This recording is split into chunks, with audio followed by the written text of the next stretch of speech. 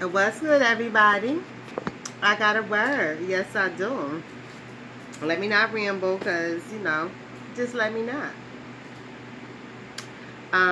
This is Isaiah 33, verses 1 through 4, 8, 10 through 12, and then 15 and 16. And that's where I'm going to stop. Isaiah 33. It is so dark out, so, it's very cloudy. So I'm probably going to have a little hard time. So woe to thee that spoilest, and thou wast not spoiled, and dealest treacherously, that they dealt not treacherously with thee. So woe to thee that spoileth, and thou wast not spoiled. So woe to those who was doing all kinds of negative stuff to a person, and the person didn't even do anything to you. They never did anything to you for you to come at them.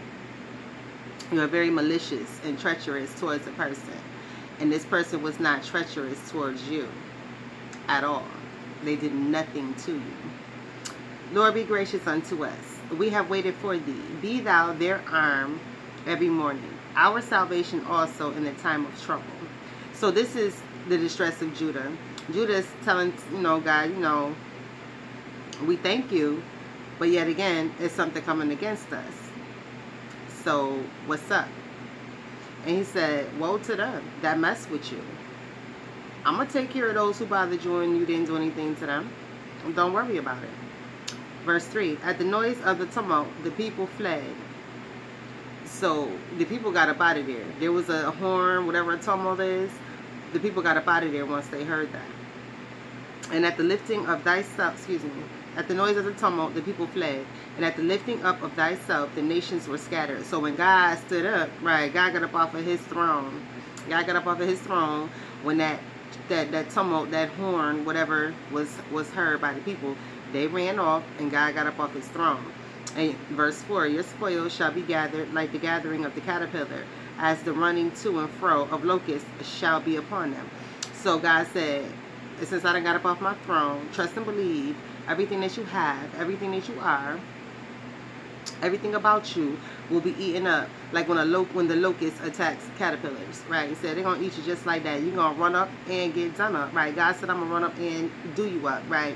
God said I don't play about none of that. Verse 8, the highways lie waste, the wayfaring man ceaseth. He hath broken the covenant, he hath despised the cities, he regardeth no man. So this is a person who does not care about anybody but himself, if even that, right?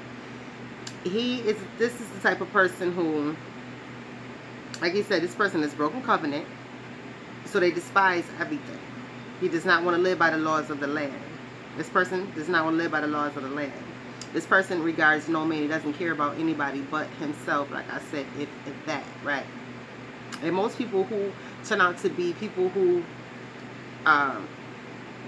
could care less what they do to others and how they hurt others, these are people who are, as I want to say, I just lost my train of thought. But these are people who, why did I lose my train of thought? These highways lie waste. The wayfaring man sees this. He has broken the covenant. And it's okay. So people like this who do not regard any man, they hate everything.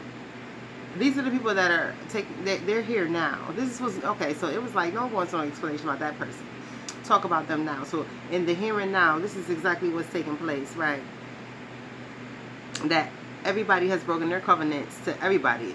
Evil has even broken its covenant to itself. So those who pledge themselves to evil have broken their covenant with the devil. The devil listens to God. These people are not listening to God, so they have broken their covenant with the devil. They're supposed to cease fire when God is speaking, and these people aren't even ceasing fire. So God says, what type of people are these? Where did these people come from? That's why I call them sludge, because God said these people aren't even, these type of people are not listed in this. What's up? Where in the world did these type of people come from? Because evil bows down to God. Evil bows down to me. And these people are acting like they don't hear me speaking, and I am the Heavenly Father, says God. So this is what God wanted me to bring. Okay, I see why he wanted me to talk about this, because in Isaiah 33, chapter 8, as I told you, Isaiah is the corrector, right? He is the great corrector. He sends all correction from God. And he talks about all correction from God, right? So he's saying that you have broken your covenant. You despise the cities and you regard no man. And that is what's taking place in America. So he says, do not question as to why I'm running down on you. Do not question as to why all of your spoils, everything that you have done, everything that you have gained is gone. It is being eaten up by the locusts. It's being eaten like locusts eating caterpillars, right? He said, do not ask why. He said, this is why. You're vagabonds, right? You're running around here like a bunch of vagabonds, right? He said, verse 10, now will I rise, saith the Lord. Now will I be exalted. Now will I lift up myself.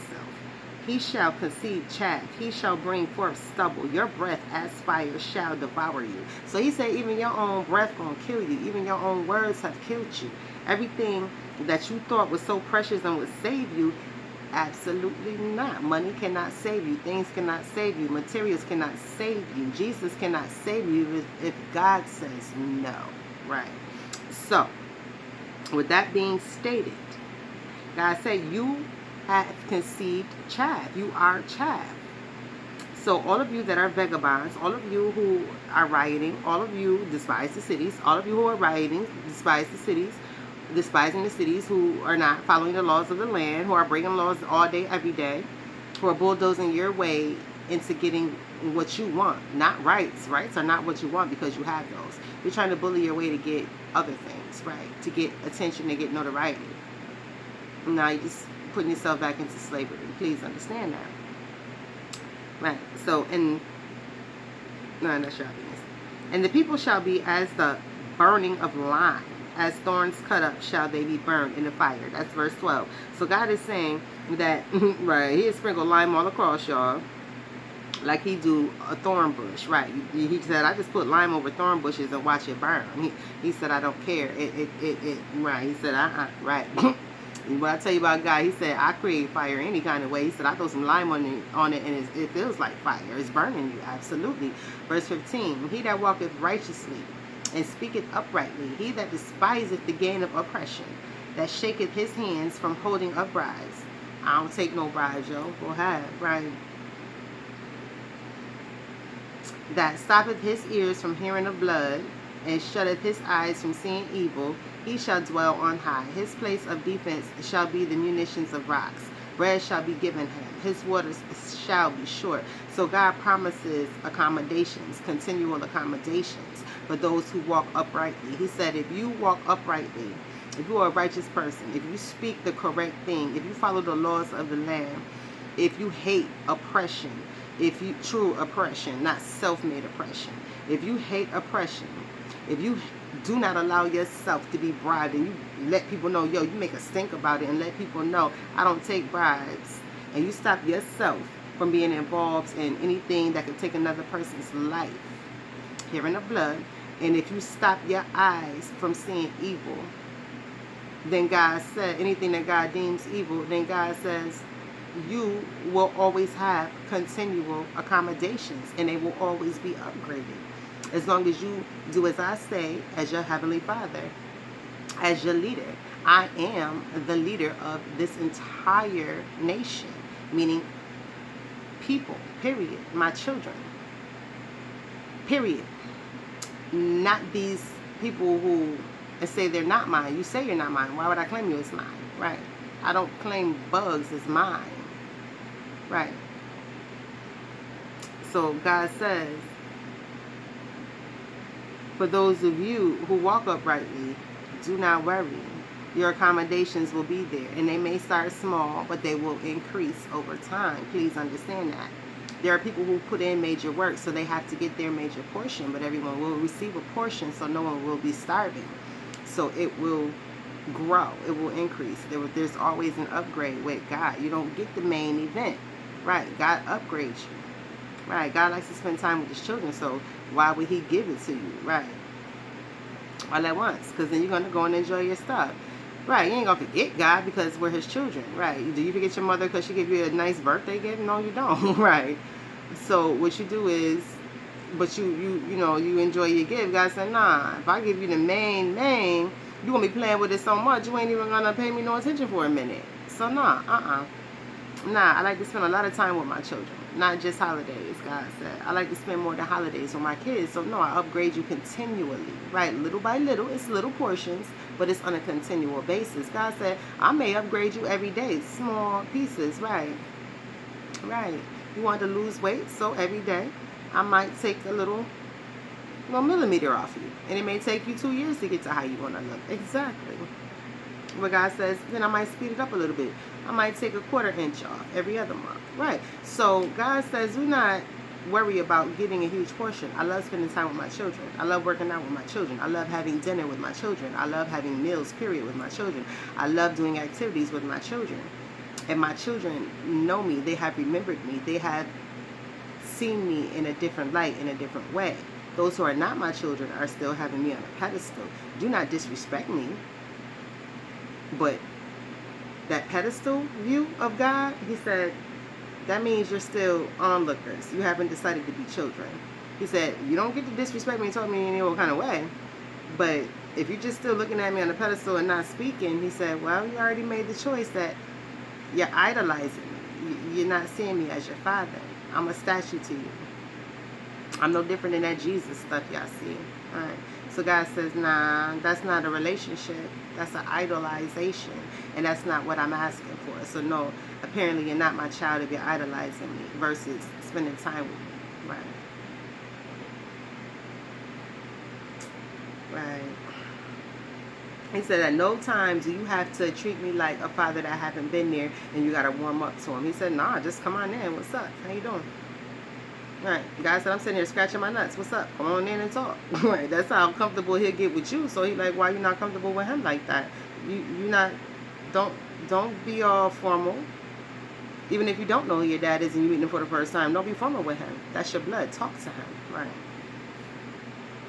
So, for the Lord is our judge, and Lord is our lawgiver. The Lord is our king. He will save us. That's verse 22. I didn't highlight that because it wasn't part of my plan. God, God don't like the long-winded stuff, but I had it marked from before, from 10/21/17. So it just caught my eye. It's 22, double digits, right? And it was already marked, and it really did, it fit. For the Lord is our judge, and the Lord is our lawgiver. The Lord is our king. He will save us, right? So that is a promise that can't nobody be God. Can't nobody be God. We have to go through. We're in this human form. We have to. We're living this life. We have to. It's stuff around us that are extremes, and people are being extremists.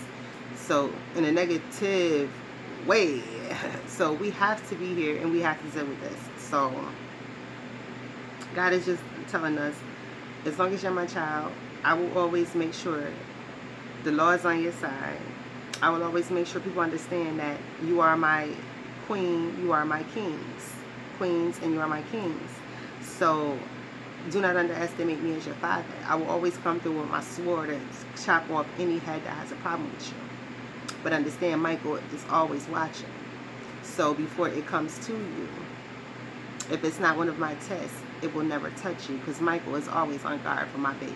Understand that. What I look like. I'm a grown male. A man. God calls himself a he. So he says, I can sit on high and protect myself. My babies, I let Michael keep an eye on them. Right. I ain't calling him no babysitter, but he is security. Right.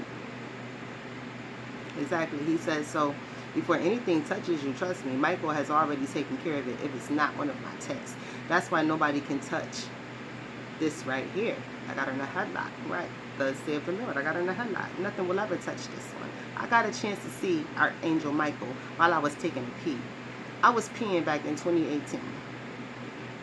Next thing I know, I seen something like this, and it was a big old Excalibur, and it was a bunch of alien type things, like aliens running up real fast towards me, and all of a sudden, it was just like a sword came through, Excalibur, and I could see the armor. Go look at the Roman armor. He dressed like a Roman soldier, and I could see the armor. And I didn't see his face or anything, but I just seen his body, which was the armor, and I seen this, and I went, whoa! That's exactly what I did while I was peeing. I was like, oh, shoot. Right, I ain't pee all over the place, but I was like, whoa! What was that? And that was the first time I had ever seen a vivid vision. And I heard, and this is the first, and I heard, she saw that. Something's wrong. She saw that.